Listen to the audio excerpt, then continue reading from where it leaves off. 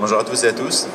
Je m'appelle Yann Jaudoin, j'ai 41 ans, je suis président et cofondateur de la société Noradom. Alors, je vais partir sur un constat. Tout d'abord, je vais vous parler ce matin de perte d'autonomie pour les personnes atteintes de maladies neurodégénératives, type Alzheimer, Parkinson par exemple, de perte d'autonomie pour les personnes atteintes de troubles cognitifs, les AVC par exemple, un AVC toutes les 4 minutes en France. Et perte d'autonomie pour toutes les personnes en situation de chute. Sur 300 000 chutes par an, sur les personnes vieillissantes, 12 000 en décèdent. Donc aujourd'hui, là, vous voyez, on a des chiffres importants, un marché qui est colossal, une vraie problématique sociétale. Et dans la partie science que nous développons, je vais vous parler d'un phénomène qui est simple et que nous avons tous jusqu'à la fin de nos jours, ça s'appelle la plasticité neuronale. C'est la capacité du cerveau à recréer des connexions. Cette capacité-là est possible uniquement si on sollicite les neurones pour recréer ces connexions-là. Donc il faut faire de l'exercice, il faut faire de l'activité cognitive et motrice. Et justement, aujourd'hui, on a tous ces problèmes-là de troubles cognitifs parce qu'il y a des facteurs environnementaux, stress, etc. Mais il y a aussi aujourd'hui, on a beaucoup moins d'activité, justement, et on perd des neurones parce que les neurones ne se divisent pas et donc on ne recrée pas des neurones.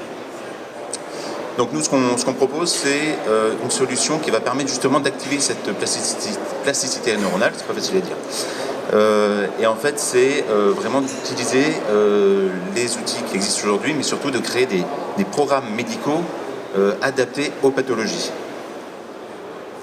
Alors, nous, ce qu'on propose, c'est pas une techno, juste un produit, c'est un système complètement intégré qui comprend un service complet, avec une techno, bien entendu, mais tout un service médical qui va permettre aux patients de pouvoir faire des exercices cognitifs à domicile. Parce que si on veut que ce soit efficace, il faut que ce soit fait quotidiennement. Il n'y a qu'à domicile qu'on peut le faire.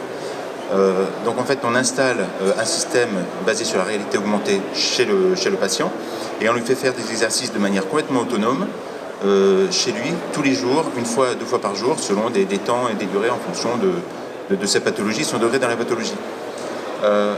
En back-office, il y a des médecins qui vont voir les progrès ou non du patient, qui va faire de la télémédecine en augmentant ou pas les exercices proposés aux patients.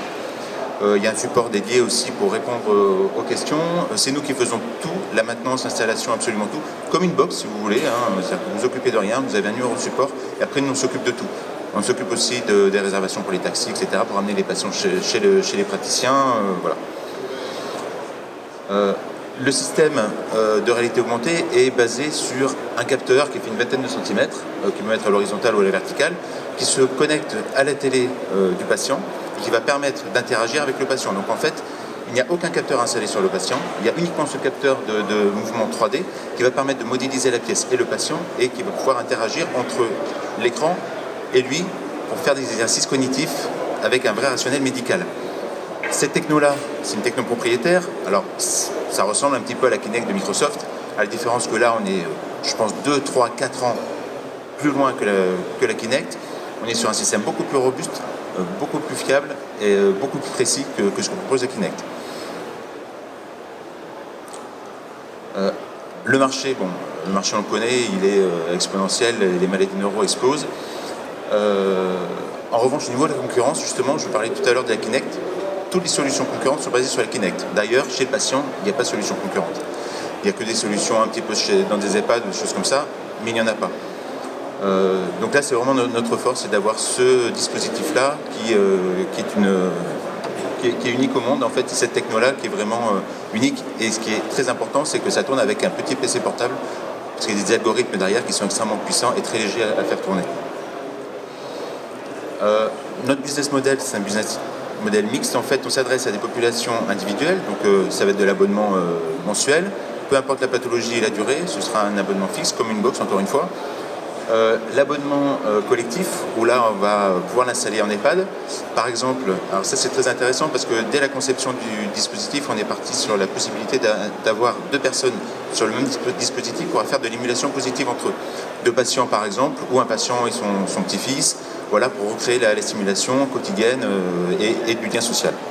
Et enfin, la big data, parce qu'en fait, toutes les données que l'on mesure sont collectées, elles sont anonymisées et toutes celles pour lesquelles on a l'autorisation, elles seront licenciées à l'industrie pharmaceutique et aux biotech dans le cadre de leurs essais cliniques. Alors, l'équipe, contrairement à tout ce qu'on voit qui tourne autour d'une techno, nous ce sont des médecins. Nous sommes tous, bon, excepté moi, moi je suis le seul non scientifique de l'équipe, mais après ce sont tous des neurologues, des médecins en physique et réhabilitation, cliniciens, neuropharmacologues, qui travaillent uniquement dans les maladies neuro depuis toujours. Et c'est là aussi notre rationnel, c'est-à-dire qu'on commence par la science et on termine par la techno. Voilà. Et les partenaires techniques et scientifiques avec qui on travaille. Merci de votre attention.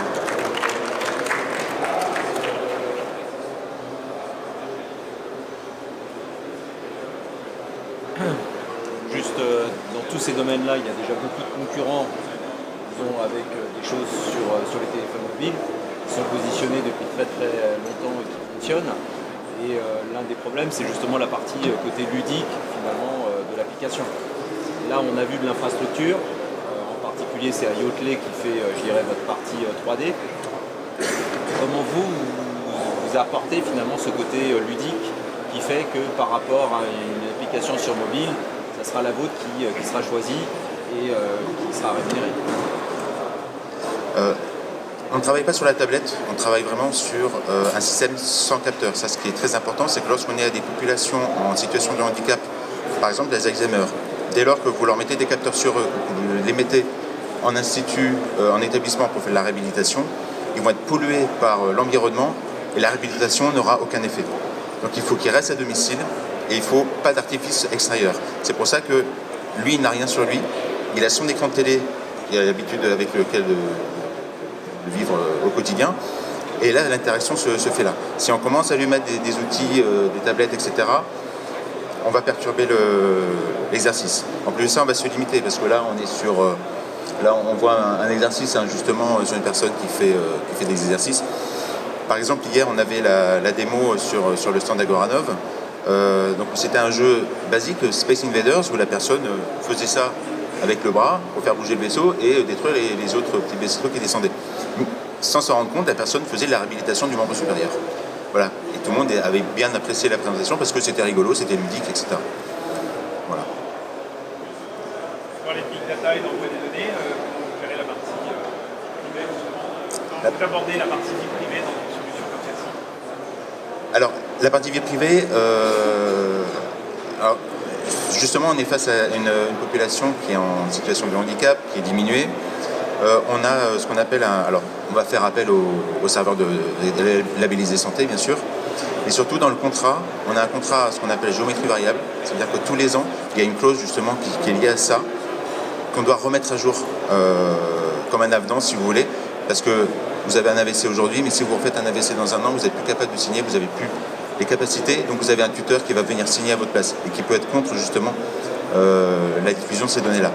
Donc on a verrouillé un petit peu cette partie-là avec un contrat géométrie variable pour les données de santé. Après, toutes les données, elles sont anonymisées et pour toutes celles pour lesquelles on a le droit, donc on peut les diffuser au laboratoire.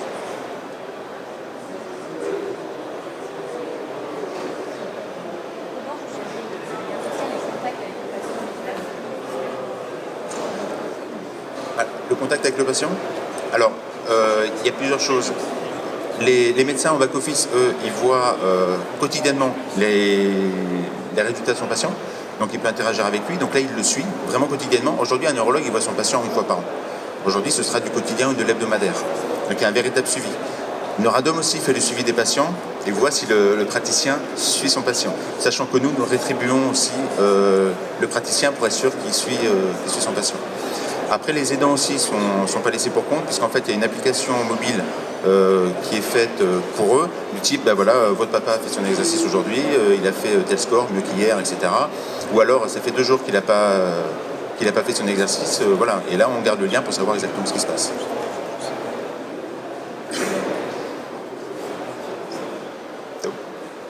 Très bien, merci beaucoup.